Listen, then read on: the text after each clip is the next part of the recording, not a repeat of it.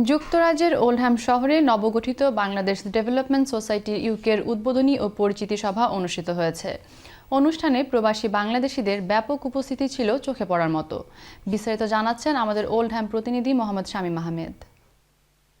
যুক্তরাজ্যের ওল্ডহ্যাম শহরে নবগঠিত বাংলাদেশ ডেভেলপমেন্ট সোসাইটি ইউকের উদ্বোধনী ও পরিচিতি সভা অনুষ্ঠিত হয়েছে। অনুষ্ঠানে প্রবাসী বাংলাদেশিদের ব্যাপক উপস্থিতি ছিল চোখে পড়ার মতো। সংগঠনের চেয়ারম্যান অধ্যাপক মহসিন চৌধুরীর সভাপতিত্বে এবং আব্দুল মালেক তারেক ও এনামুল কবির সুমনের যৌথ সঞ্চালনায় অনুষ্ঠানটি শুরু হয়।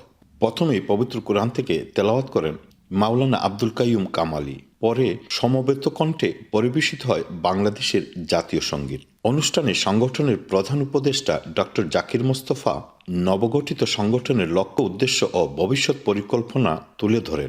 তিনি বলেন, প্রবাসীদের কল্যাণ ও বাংলাদেশের উন্নয়নমূলক কর্মকাণ্ডে সহযোগিতা করাই এ সংগঠনের মূল লক্ষ্য।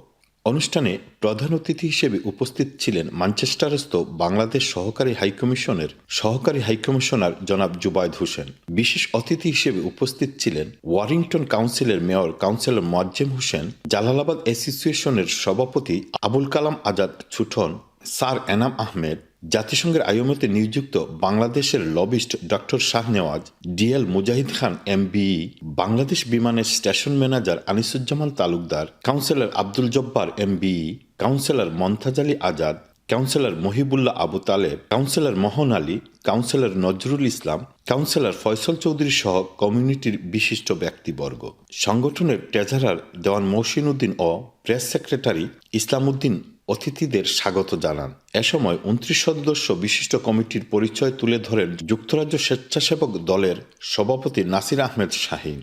পরে নবগঠিত কমিটিকে শপথ বাক্য পাঠ করান সহকারী হাইকমিশনার জুবায়েদ হাসান। অনুষ্ঠানে আরও বক্তব্য রাখেন greater Sylhet development council north west রিজনের সভাপতি মির্জা আসকির বেগ, এনএইচএস-এর পাবলিক গভর্নর মোহাম্মদ শাহজাহান, সাবেক কাউন্সিলর জিলাদ মিয়া, আব্দুল মালিক, মহিবুদ্দিন, ফজলুল হক, মশাহিদ হোসেন, ন্যাপটার সভাপতি গোলাম কিবরিয়া, আফজাল রব্বানী, কামাল রব সহ সংগঠনের বিভিন্ন পর্যায়ের নেতৃবৃন্দ। বক্তারা তাদের বক্তব্যে বলেন, সবার আগে দেশ এই আদর্শকে সামনে রেখে প্রবাসীদের বিভিন্ন সমস্যা সমাধান এবং বাংলাদেশের ভাবমূর্তি উজ্জ্বল করতে কাজ করে যাবে সংগঠনটি।